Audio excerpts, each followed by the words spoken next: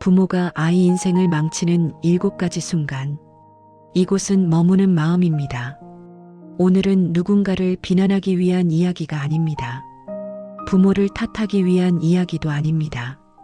다만 우리가 사랑이라고 믿어왔던 것들 중 아이의 삶을 조금씩 흔들 수 있는 순간들을 조용히 바라보려 합니다. 해결하지 않아도 괜찮습니다. 그저 잠시 여기 머물러 주세요. 첫 번째, 아이의 인생을 대신 설계할 때. 어느 봄날, 한 어머니가 아들의 손을 잡고 입시 설명회에 갔습니다. 아들은 그림을 그리고 싶었지만 어머니는 의대 진학을 원했습니다. 안정적인 직업이야. 내가 나중에 고마워할 거야. 그 아이는 결국 의대에 갔습니다. 하지만 30년이 지난 지금 그는 여전히 병원 복도를 걸으며 묻습니다. 내 인생은 언제 시작되는 걸까? 부모의 꿈이 아이의 인생이 되는 순간 그것은 사랑이 아니라 대리만족입니다. 부모가 대신 진로를 결정하고 실패를 허락하지 않으며 아이의 삶을 마치 프로젝트처럼 관리할 때 우리는 한 가지를 잊습니다. 나무를 철사로 묶어 특정 방향으로만 자라게 하면 나무는 곧게 보이지만 스스로 설 수 없습니다.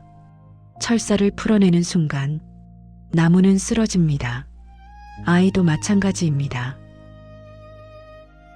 두 번째, 비교하는 순간. 누구네 아들은 서울대 갔는데 너는? 누구네 딸은 키도 크고 예쁜데 너는 왜? 비교는 사랑이 아니라 정체성의 파괴입니다. 형제끼리, 친구와 성적으로, 외모로, 돈으로. 비교는 언제나 작은 말로 시작됩니다. 하지만 그 말은 아이의 마음속에서 평생 울립니다. 나는 나로 충분하지 않다. 어떤 아이는 이렇게 자랍니다. 자신의 존재 자체를 의심하며 늘 누군가보다 나아야만 사랑받을 수 있다고 믿으면서. 비교는 아이에게 매일 속삭입니다. 너는 부족해. 너는 아직 멀었어. 너는 충분하지 않아. 그리고 그 목소리는 부모가 사라진 뒤에도 남습니다. 세 번째, 감정을 무시하는 순간. 5살 아이가 넘어져 무릎이 까졌습니다. 아이는 울었습니다. 그때 부모가 말합니다. 울지 마. 별거 아니야. 남자애가 그런 걸로 울면 어떡해. 울음을 멈추게 하면 마음도 멈춥니다.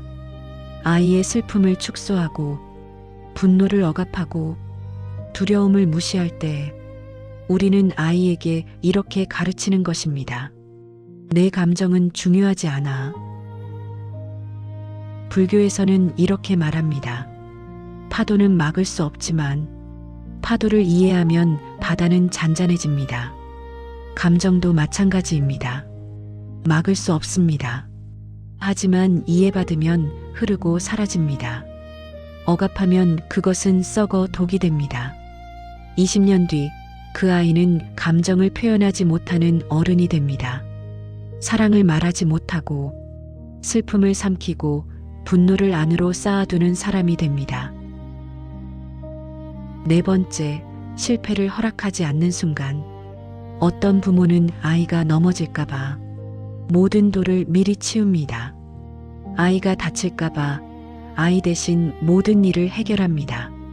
아이가 실패할까봐 모든 위험을 제거합니다.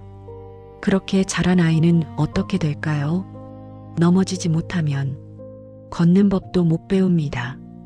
온실에서 자란 식물은 햇볕은 받지만 바람은 받지 못합니다. 그래서 줄기가 약합니다. 뿌리가 얕습니다. 온실 밖으로 나가는 순간 첫바람에 쓰러집니다. 실패는 아이를 망치는 것이 아닙니다. 실패를 허락하지 않는 것이 아이를 망칩니다. 넘어져 본 아이만이 일어서는 법을 알게 됩니다. 실패해 본 아이만이 견디는 법을 압니다. 5번째, 사랑을 조건으로 줄 때. 100점 맞으면 엄마가 사랑해 줄게. 말 잘 들으면 아빠가 칭찬해 줄게. 잘할 때만 사랑받는 아이는 사랑을 믿지 못합니다. 조건부 애정 속에서 자란 아이는 이렇게 배웁니다. 나는 무언가를 해야만 사랑받을 수 있다. 그래서 그 아이는 평생 무언가를 합니다. 일을 하고 성과를 내고 남을 도우며 자신을 소진합니다. 하지만 아무리 해도 채워지지 않습니다. 왜냐하면 그 아이는 자신이 존재 자체로 사랑받을 수 있다는 것을 한 번도 경험하지 못했기 때문입니다. 사랑이 거래가 되는 순간 아이는 자신을 상품으로 느낍니다. 그리고 평생 자신의 가치를 증명하려 애씁니다. 6번째, 부모 자신의 삶을 포기할 때 나는 너 때문에 꿈을 포기했어. 너 때문에 이 일을 못 그만둬. 너만 없었으면 내 인생은 달랐을 거야. 자기 삶이 없는 부모는 아이에게 짐이 됩니다. 희생은 사랑처럼 보이지만 실은 가장 무거운 죄책감입니다. 아이는 자신이 부모의 인생을 망쳤다고 믿으며 자랍니다. 그래서 그 아이는 평생 빚진 사람처럼 살아갑니다. 자신의 행복을 누릴 자격이 없다고 믿으며 부모의 기대를 저버리지 않기 위해 자신을 지워가면서 아이는 부모의 희생이 아니라 부모의 행복을 보고 자랍니다. 행복한 부모를 본 아이는 인생은 살만한 것이라고 배웁니다. 불행한 부모를 본 아이는 인생은 견디는 것이라고 배웁니다. 당신이 당신의 삶을 사랑할 때 아이도 자신의 삶을 사랑하는 법을 배웁니다. 7번째, 아이를 통제하려 할 때 어떤 부모는 아이의 일기를 몰래 읽습니다. 아이의 핸드폰을 검사합니다. 아이의 친구를, 생각을, 신념까지 통제하려 합니다. 통제는 사랑이 아니라 두려움입니다. 부모가 두려워합니다. 아이가 잘못된 길로 갈까봐, 나쁜 친구를 만날까봐, 실패할까봐. 하지만 통제받은 아이는 두 가지 중 하나가 됩니다. 스스로 결정하지 못하는 사람이 되거나 부모를 완전히 등지는 사람이 되거나. 새는 날아가게 하지 않으면 결국 날개를 잇습니다. 아이도 마찬가지입니다. 독립을 허락하지 않으면 아이는 평생 새장 안에 갇힌 채 살아갑니다. 날 수 있는 날개를 가졌지만 날아본 적 없는 새처럼.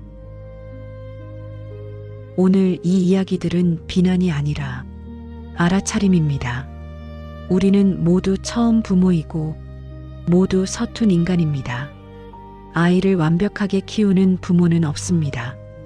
다만 조금 더 깨어있는 부모가 있을 뿐입니다.